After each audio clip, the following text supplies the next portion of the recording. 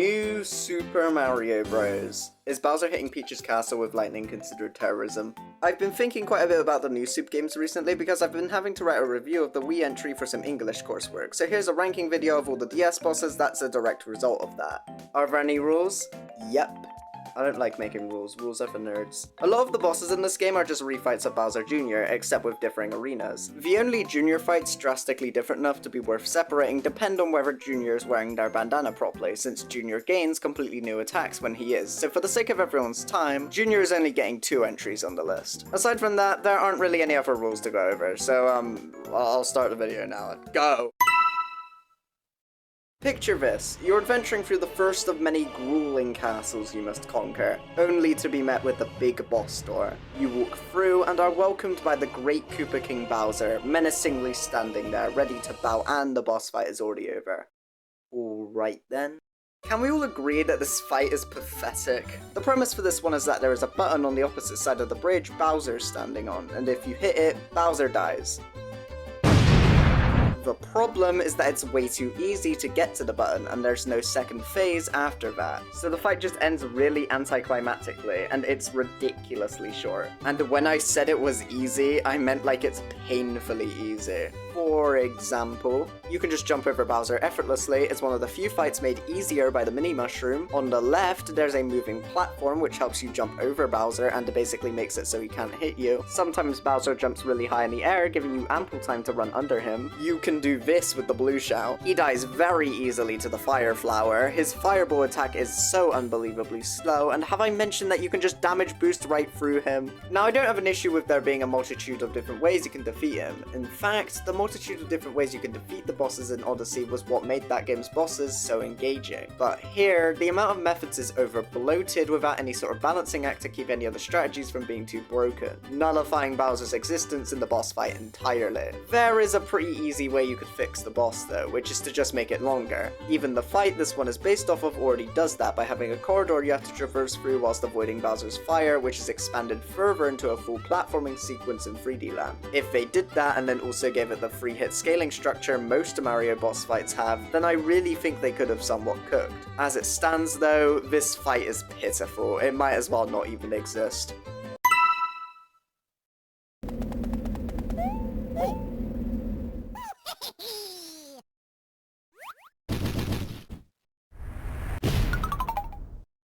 Haha, very funny.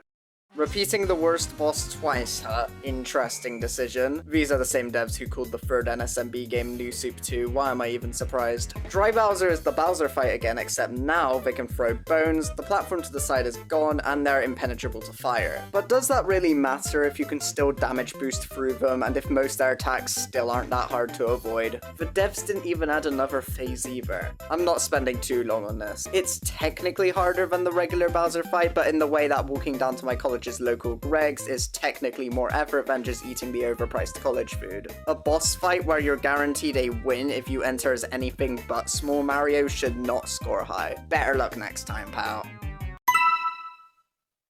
Is anyone gonna be surprised by this? Bowser Jr. when they aren't wearing their bandana has to be one of the simplest fights in the Mario series. All you gotta do is stomp on Jr.'s head 3 times and you win, all whilst Jr. runs around at an embarrassing pace. It's very underwhelming. Or so you think.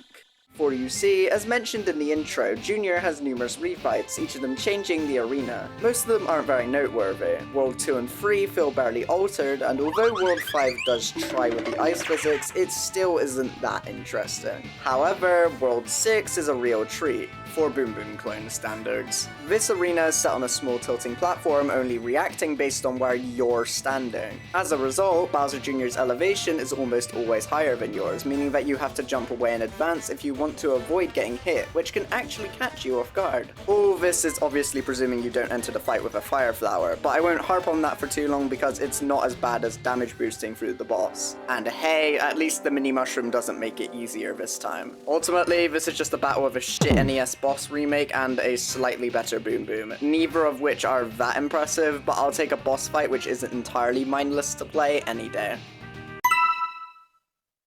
Oh my god, I can finally talk about a boss which isn't a variation of Bowser! I'm free! But now comes the ultimate question. Which one of the bosses people actually give the slightest crap about is the worst? Technically this isn't last place, we're already like 5 minutes into the video, but the other placements felt like an obligation. Everyone agrees they're the worst. Here is where the debate starts to arise. Is it Mega Goomba for having a boring character design? Is it Thunder for looking like some 8-year-old kid's DeviantArt OC? Not quite. And you can probably tell from this overdramatic build-up that it's gonna be something controversial.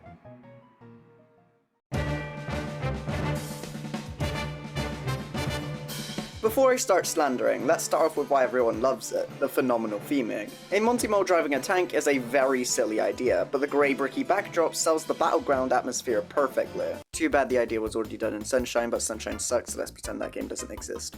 Looking beyond the premise though, Monty Tank is a slog that is both too fast and too slow. Whilst it's way too easy to quickly combo the Monty Tank by just jumping on their head the moment it pops out, similar to that of like the Koopalings, the time spent waiting around for another chance to damage the boss is overly long and monotonous, all thanks to the spinning bullet bill attack. An attack which takes forever to finish, despite you being able to just stand right under it, where you do nothing. Having an attack that's drawn out and too simple, despite it being the only part where you can't damage the boss. Does that remind you of anyone? Actually, that's the fight against me in Phase 7 of the Not Shy Guy video game. I will admit though, the third phase is pretty neat. Unlike the prior two, which you could just cheese, Phase 3 forces you to jump onto a bullet bill to reach your target. Whilst I like the increased interactivity and uniqueness of the objective, making it my favorite phase, even this has its caveats. The bob-bombs which Monty throws onto the field that are meant to be used to harm the boss now can barely even reach them, making this aspect of the fight even more obsolete than it was before. And without the bob-bombs being useful, this means that it is impossible to attack the Monty Tank when all the bullet bill cannons are facing away from you. And waiting whilst the no hazards are in your way isn't fun, you know? Monty Tank is a very cool premise on paper that was floundered hard in execution. I like the idea, but almost every aspect of the fight is flawed in some way, resulting in the boss not really winning me over.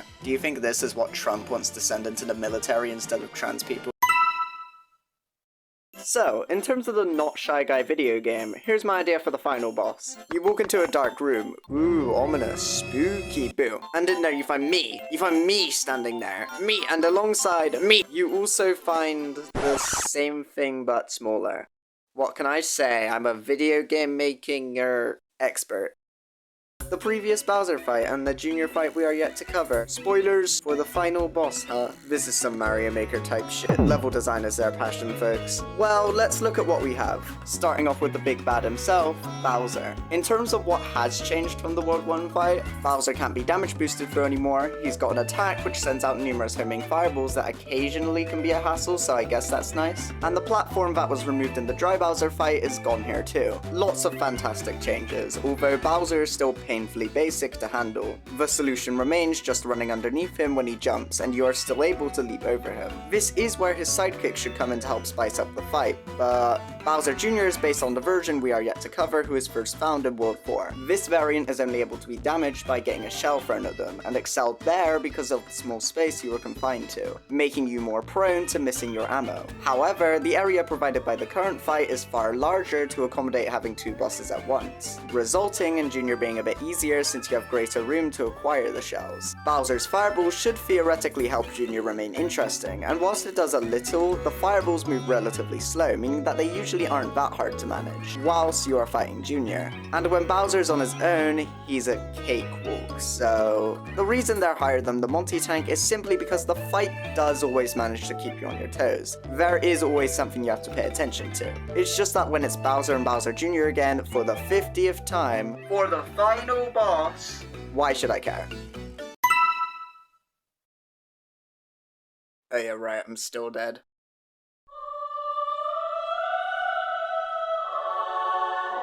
Oh my god, that's the DeviantArt OC from before! Thunder is the boss of World 7, but feels more like the climactic challenge World 8 wish it had. This is best shown by how wild some of the attacks are. For example, the spiny throw-in. Usually Lakitus tend to throw spinies in a way that's slow, predictable, and easily reactable. Not here. Thunder just launches them with the sheer power of the throw, often making the spinies ricochet quite high up in the air after they land. The speed already made them quite difficult to dodge, but add on the bounce, throwing off their trajectory, and you've got a very engaging threat. Thunder can also to strike lightning down upon the battlefield, which is not only thematically fitting, but, even if it's simpler to avoid than the spiny eggs, can occasionally provide a threat to the player. Even from before you reach the boss room, you can tell they wanted Lack of Thunder to feel special, as they have you ascend a small tower into the sky, which is a really nice atmospheric touch. But with all this praise, there has to be a catch, right? Why aren't they higher? The issue is the length. At the very start of the fight, the first attack Lack of Thunder consistently does is a vulnerable swoop down. This is solely present throughout the entire fight, so you can hit the boss, since Lack of Thunder is usually suspended too high in the air, so the attack itself I'm fine with. The issue is that doing the "please hit me" move as the first attack of phase 1 practically guarantees the player an immediate free hit. What this leads to is the boss feeling like it only has 2 phases, since the first one is basically non-existent, more so than any other in the game. It has 2 phenomenal segments of the fight, but it doesn't have a third, whilst every boss placing above it does. And for that, Lack of Thunder cannot place any higher than Sith. If they were to return in another game for a rematch though, I'd be so down. Justice for Lack of Thunder. I just realized I've made a complete utter mess of this video set. Can we fix that, please? Can we also just put the next entry right next to me? I don't want to think of a clever transition. The power of editing is truly marvelous.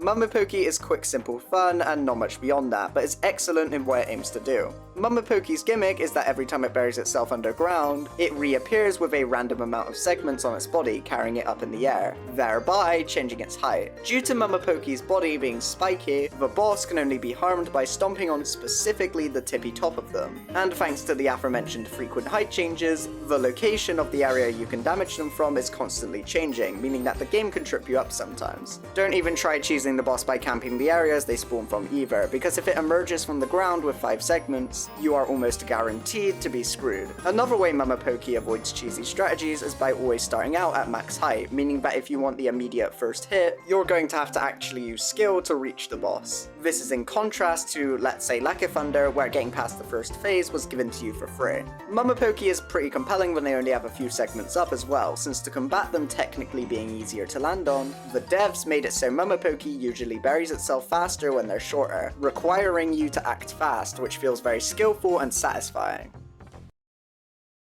I can't think of a good way to transition to my problem with the boss, so what a wing jump scare! My only issue is that the difficulty for this foe feels like the most inconsistent out of every boss in the game. Occasionally it puts up quite the formidable fight, with the frequent variation in height being taken to its fullest advantage, but then the other half of the time, the boss just feels like it's begging to be stepped on. Don't take that out of context. Like it buried itself underground only to gain a singular segment. Gee, that really changes how I'm approaching Mummopoke this attempt. Its quality fluctuates a lot, but even at its worst, it can still be enjoyable. I like it.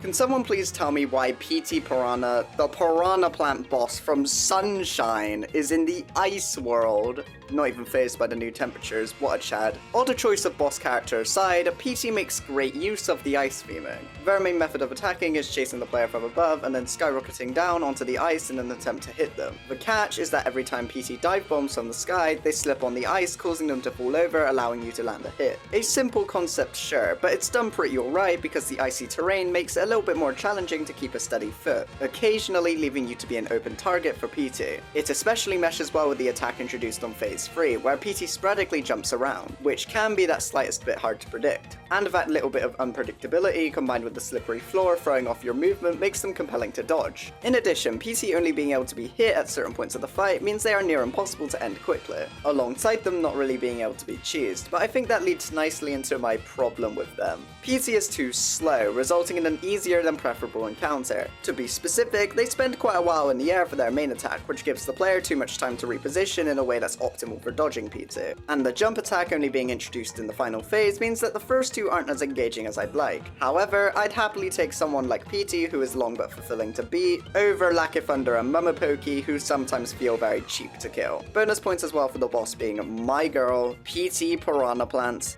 I just like my goat, okay? PT is so cool. Bring them back more often, Nintendo, please.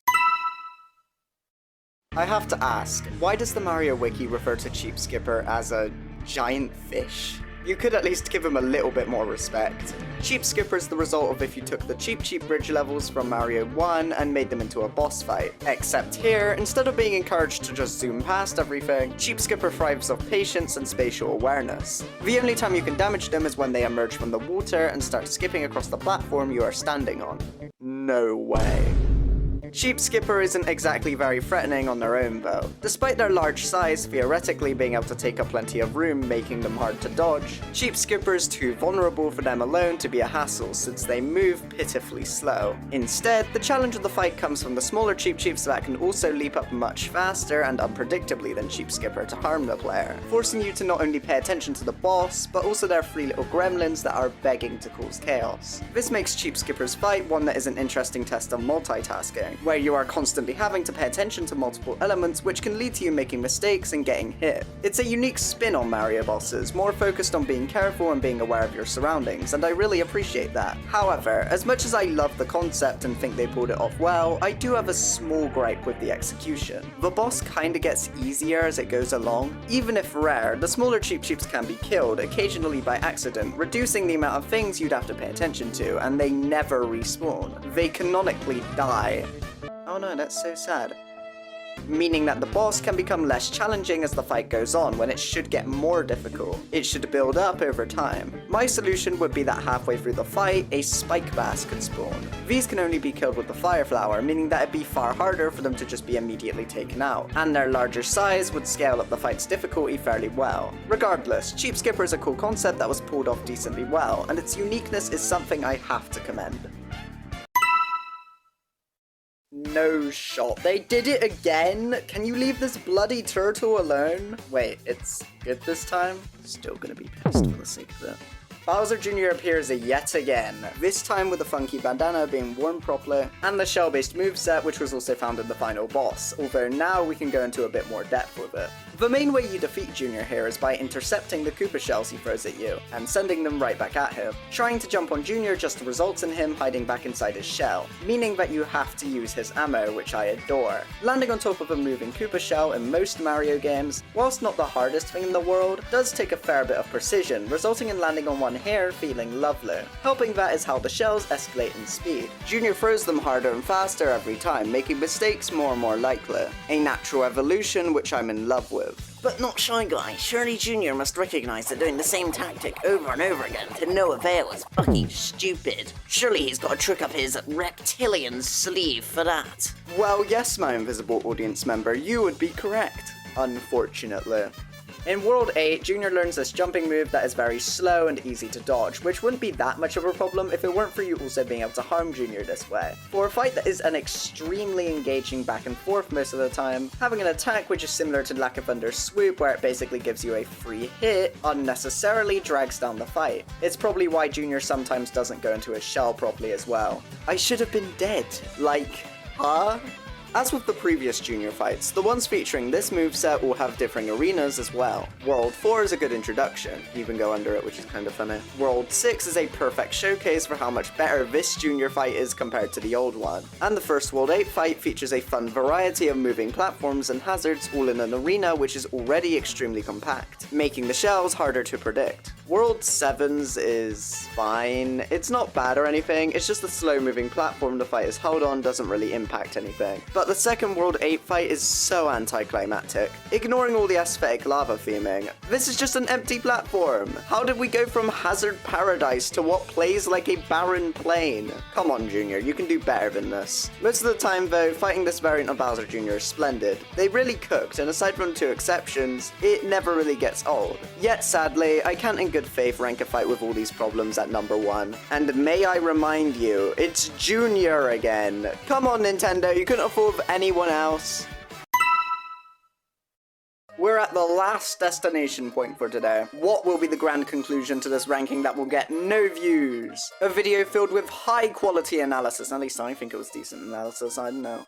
So many possible candidates for number 1. Okay, let's be real, nobody gives a shit. Does this mean I can reveal my number 1 without getting a mob after me? Oh my god. It's a lonely Goomba, stuck between 2 pipes. Mega Goomba is a very weird and strange boss, and is what they put in the Jungle World castle instead of the boss that made more sense. Okay Nintendo, you do you. The way Mega Goomba works is that since they are far too big to jump on, you have to navigate on top of the Mega Goomba in order to successfully ground pound them. Now you could do this with the switch that spawns these slow ass platforms, if you're lame, or you can be super cool and just wall jump right on them. Is that it? Is there more to the boss? No? But aside from its short length, which only ever occurs if you precisely time your wall jumps in the perfect spot that allows you to seamlessly combo the boss, which takes enough effort to be satisfying anyway, I can't think of much I could even dislike about the Mega Goomba. I guess you could say the character design, but I don't know, I ironically find the lazy Goomba upscaling to be kinda silly and charming. Them just walking around aimlessly is something I find rather humorous as well. Sometimes they just turn around and, I don't know, it makes them look like they're scared, and I find that hilarious. I like how when you jump on it without ground pounding, they just shoot you up really high in the air for no reason. Why does it do this? No explanation, but why should there be? What can I say? I'm a simple shy guy. Or well, a simple not a shy guy. That's right, I'm a Goomba. Get rid of these borders, I'm not an aspect of the game. In a selection of bosses full of so many cool ideas that unfortunately fall flat, you may have noticed I was more generous to the simpler bosses for better realizing their concepts. Mega Goomba not only pulls off the climbing onto the boss thing well, it is possible to get hit if you time your wall jump wrong, but they also have an idiotic charm to them that speaks to me in a way. That is a balance almost every boss in the game fails to achieve for me, except for the large Goomba of all things. For that, I have to put Mega Goomba at number 1. So congrats, here's your participation trophy, nerd. And that's all, folks. Here's the tier list of all the bosses.